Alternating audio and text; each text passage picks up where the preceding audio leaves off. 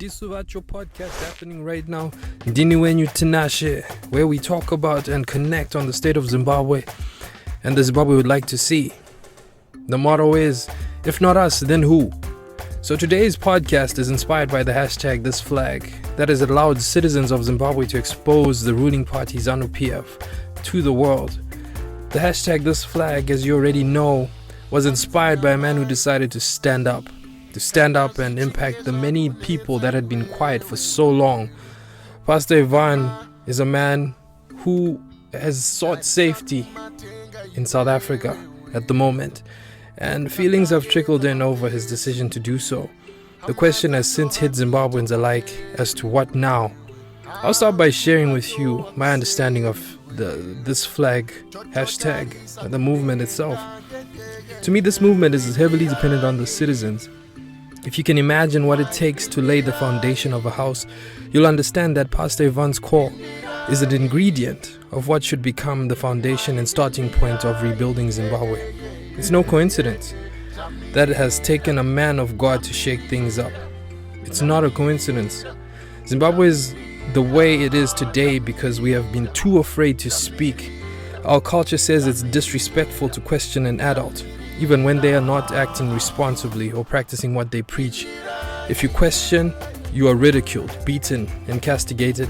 We see that happening with Pastor E at this moment. This culture is what drives the ruling party ZANU-PF, and dare I say the major opposition parties to boot. You find your MDCTs and all these other parties doing something different, in the sense that they have a different mantra, but when you look at the culture within it, it's no different at all.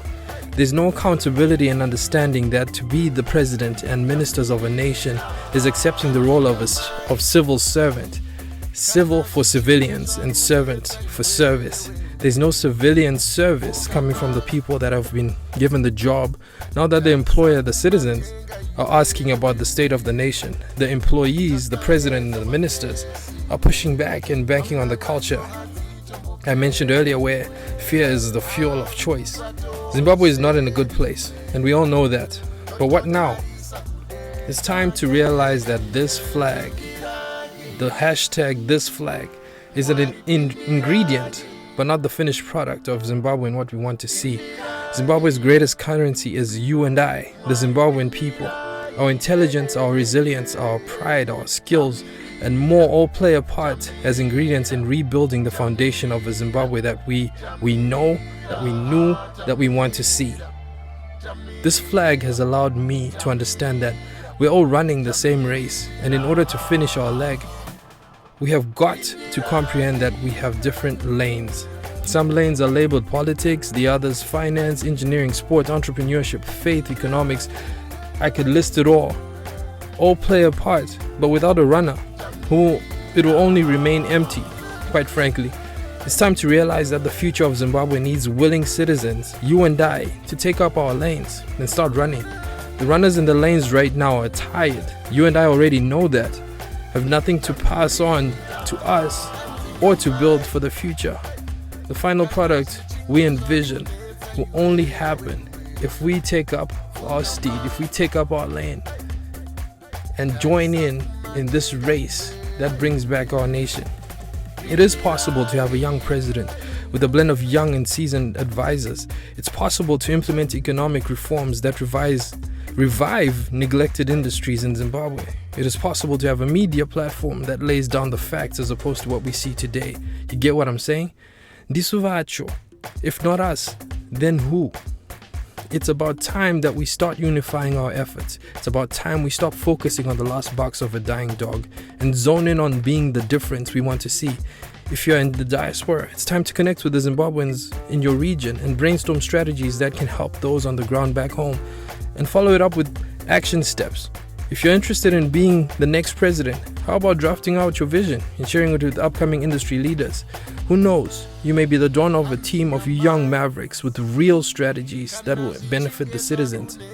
I ask again, if not us, then who? Ndisuvacho.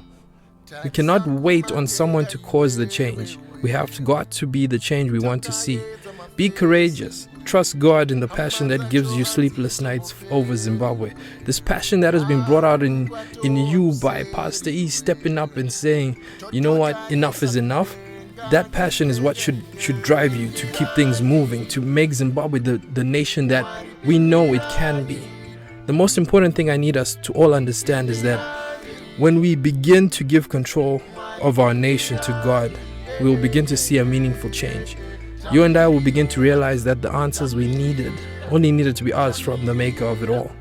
God first, and everything else will follow. He has given us the direction. We just have to listen. It's time to get up and go. God has already spoken to us. That's why our hearts are aching the way that they are. So Ndisuvacho, no one else. Ndisuvacho, our generation is the one that can make the difference, because our children, the ones that are under 10, are looking at this and hoping that mom and dad will step up to the plate. So if you never thought about it, if you never considered stepping up, just know that the nation is not waiting on people who are over 50 years old. No, it's waiting on you and I who are under that age. You and I who are willing to do things differently. It's been 36 years, Zimbabweans. It's been 36 years.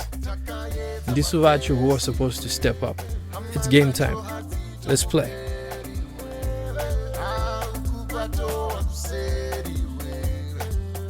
Totalisa kudenga